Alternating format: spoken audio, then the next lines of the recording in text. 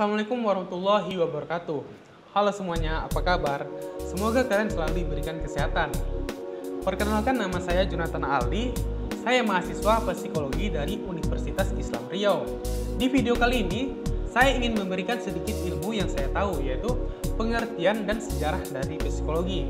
Teman-teman semua pasti pengen tahu kan, apa arti dari psikologi tersebut dan apa manfaat dan fungsinya untuk dipelajari.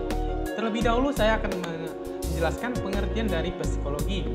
Secara umum, psikologi adalah suatu bidang ilmu pengetahuan dan ilmu terapan yang mempelajari mengenai perilaku, fungsi mental, dan proses mental manusia melalui prosedur ilmiah.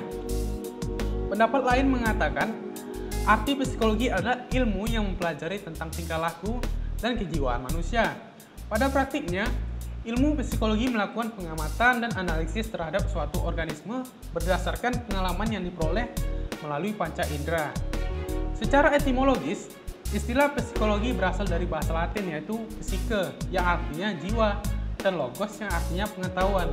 Sehingga pengertian psikologi dapat didefinisikan sebagai ilmu yang mempelajari kejiwaan baik manusia maupun organisme lainnya.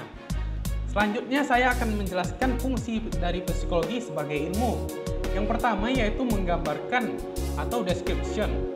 Dalam hal ini, ilmu psikologi berfungsi untuk menggambarkan dan mengklasifikasikan suatu pengamatan ilmiah secara rinci. Tujuannya adalah untuk menggambarkan berbagai tingkah laku manusia dalam kehidupannya. Yang kedua yaitu menjelaskan atau explain. Dalam hal ini, psikologi berfungsi untuk mengidentifikasi dan menjelaskan apa, bagaimana, dan mengapa suatu tingkah laku terjadi.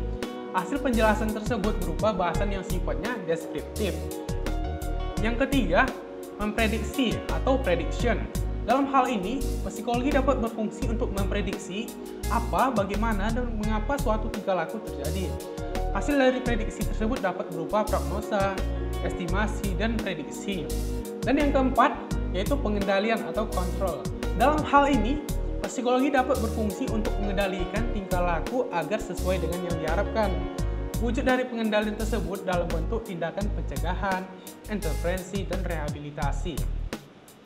Selanjutnya saya akan menjelaskan manfaat dari mempelajari psikologi. Yang pertama yaitu dapat memahami diri sendiri. Bagi manusia, sangat penting untuk memahami dirinya sendiri dan hubungannya dengan lingkungan. Dengan mempelajari psikologi, maka seseorang dapat mengenal kepribadiannya sendiri, watak, dan dapat mengidentifikasi masalah psikologis pada diri sendiri dan orang lain. Dan yang kedua yaitu dapat memahami penyebab suatu perilaku. Mereka yang memiliki pengetahuan yang cukup baik tentang psikologi dapat memahami mengapa seseorang menunjukkan perilaku tertentu. Ada banyak teori psikolog yang menjelaskan penyebab perilaku tertentu, sehingga seseorang dapat menjelaskan suatu perilaku dan cara menghadapinya. Dan yang ketiga yaitu dapat membantu orang lain. Dengan memiliki pengetahuan yang cukup baik tentang psikologi, maka seseorang dapat membantu orang lain dalam menyelesaikan masalahnya. Dalam hal ini, seseorang tidak harus menjadi psikolog, tapi setidaknya mengetahui teori-teori psikologi sehingga dapat melihat suatu masalah dari sudut pandang yang berbeda dan memberikan pilihan solusi untuk menghadapinya. Selanjutnya, saya akan menceritakan sedikit tentang sejarah psikologi kepada teman-teman semua.